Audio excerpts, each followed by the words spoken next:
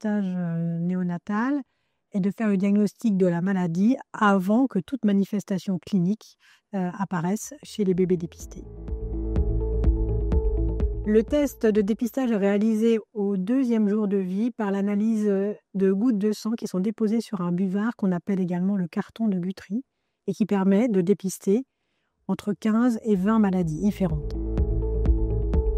Ce test est proposé à tous les bébés, réalisé grâce à un petit prélèvement réalisé au niveau du talon ou à une prise de sang. Généralement, les puéricultrices qui réalisent les tests ont bien l'habitude et proposent un petit traitement antalgique en tétant souvent du G30 au bébé qui permet d'atténuer la douleur. Les parents sont présents au moment de la réalisation du test et ont donné préalablement leur accord pour que le test soit réalisé. Si le résultat est positif, le biologiste appelle le pédiatre référent de la région dans laquelle le bébé est hospitalisé. Le pédiatre informe et appelle les parents pour la réalisation d'une consultation en urgence. Et durant cette consultation, il réalise les examens nécessaires pour connaître la cause de la baisse de lymphocytes T chez le bébé.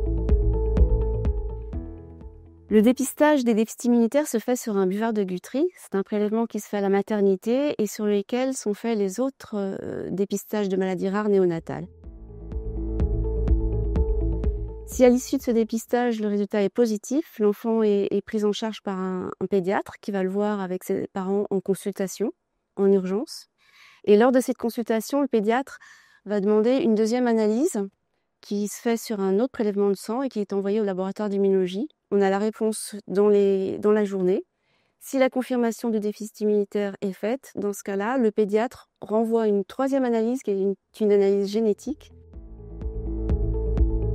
Cette analyse génétique est envoyée au centre d'études des déficits immunitaires à l'hôpital Necker Enfants Malades. Et c'est seulement à l'issue de cette analyse, des résultats de cette analyse génétique, que le médecin pourra poser le diagnostic de déficit immunitaire combiné sévère. On s'attendait à rien. On savait qu'il y avait quelque chose qui allait pas spécialement, mais il pensait que ça allait se rétablir au fur et à mesure. En tout cas, la pédiatre de La Roche-sur-Yon. Et au final, on a reçu un coup de fil une après-midi où voilà, il a fallu qu'on aille à l'hôpital de Nantes et puis on s'attendait pas du tout à ça. Et on a dû broder sur le tas, savoir tout ce qui allait se passer. Alors l'annonce, c'est un moment un peu particulier parce qu'en fait, on nous appelle au téléphone, on nous dit rien de spécial, on nous dit juste faut se rendre à l'hôpital à telle heure, y a quelque chose qui va pas. Donc du coup, on se rend à l'hôpital à l'heure demandée. Et puis après ça, on va dans une salle avec le médecin qui nous explique brièvement la pathologie entre guillemets en nous disant que juste il y a pas de lymphocytes. On sait pas pourquoi. Il va falloir aller le garder en chambre stérile, le temps de tout comprendre.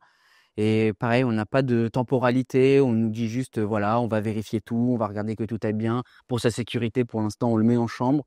Et voilà. Et puis on est dans l'attente, en espérant que tout se passe bien, que ça va revenir et qu'on va rentrer chez nous rapidement. L'accompagnement après ça, du coup, on est en chambre stérile. On doit s'équiper complètement, c'est-à-dire on doit mettre une surblouse, on doit mettre un masque. Quand on fait les soins, il faut se laver les mains, les gants, tout ça, toutes des mesures d'hygiène de partout, quoi. Et puis après ça, c'est des prises de sang pour tout contrôler, assez régulières. On nous tient au courant au fur et à mesure. Et puis jusqu'au jour où ils déterminent exactement ce qui ne va pas. Et là, on est un peu plus au courant du traitement et de la pathologie globale. Que c'est super important de faire ce dépistage parce que ça permet de limiter tout ce qui est effets secondaires et complications.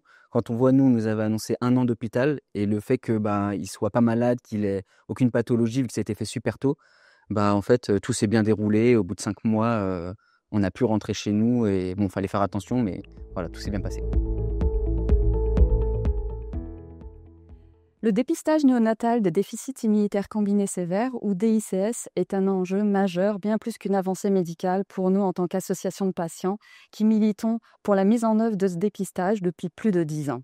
10 ans, c'est énorme, en fait, à l'échelle des familles, puisque ce dépistage permet vraiment d'améliorer et de prendre en charge les enfants de façon très précoce.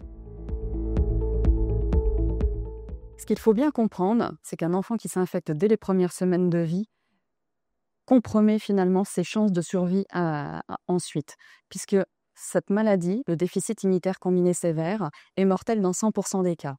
Mais au-delà en fait du déficit immunitaire combiné sévère, ce qu'il faut bien aussi comprendre, c'est que ce nouveau dépistage, inclus dans le protocole national, va permettre de dépister plus largement en fait les lymphopénies sévères et de raccourcir l'errance diagnostique de ces patients et améliorer leurs chances de survie et de qualité de vie. C'est essentiel.